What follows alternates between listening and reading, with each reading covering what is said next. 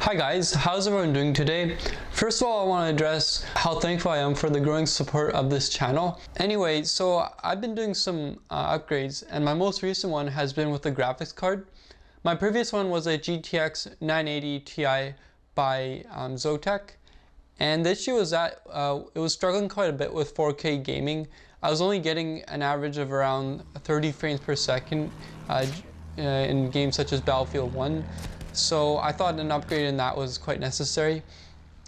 I did go up to the GTX 1080 by Asus. It's a turbo version, and results have been phenomenal with that one. I was getting an average of around 50 frames per second for Battlefield 1 4K, and this is with ultra settings maxed out. However, unfortunately the card does feature quite inefficient cooling of the GPU chipset.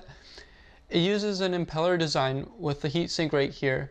It's also nicknamed a blower type card just because what it'll do is it'll suck in with the impeller right here and then blow out at the back. It's good for cases where you have limited airflow, but other than that, it really doesn't do a very good job of dissipating the heat from the GPU unit. Now, as you guys probably know, water cooling is the best solution you can get for cooling the CPU. You can get well over 50 different models of water cooling your CPU. For example, my Ryzen 7 1700, I was able to overclock it to about 3.75 gigahertz, and that's quite remarkable because stock runs at 3.0 gigahertz. It'd be nice if we can do the same in GPU chipsets. However, they're designed quite different. With GPUs, it's quite difficult to remove it. I spent well over 30 minutes trying to remove this stockler right here. As you can see in the next time-lapse clip, there's me removing it. So for that reason, GPUs don't really have a good option out there for getting water cooling. MSI does offer a model called the CX Edition.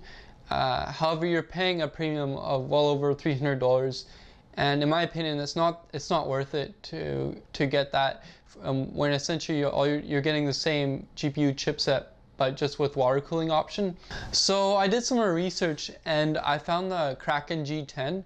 It's a bracket that allows you to use any CPU liquid cooler on your GPU. And so I ended up going on Craigslist and buying this Corsair H50 CPU cooler. It's not that great of a cooler on a CPU, since CPUs do produce quite a bit more heat than GPU chipsets. But for a GPU, this is ideal. It works great with, I have two fans attached on each side, and it definitely does the job. So after successfully installing the closed loop liquid cooler H50 along with the Kraken G10 bracket onto my GPU, it was a difference between night and day compared to the stock cooler right here. Before, while playing, as I mentioned, I was getting well over 85 degrees Celsius. Now, even with max settings and screen recording software, I couldn't get the GPU over 45 degrees.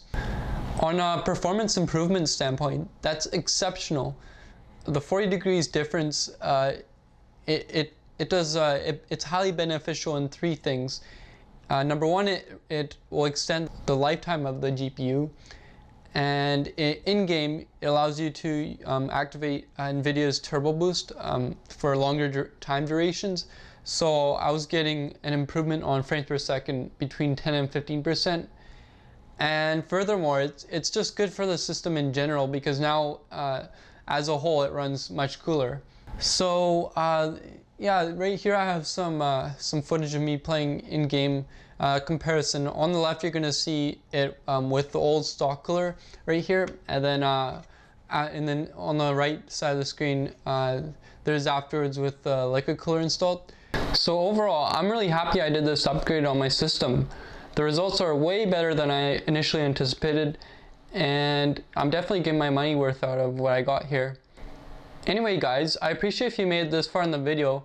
I'll leave a link in the description for the bracket as well as cheap CPU liquid coolers you can get that can attach onto this bracket. I wish you all the best of luck in your future PC builds. Goodbye now.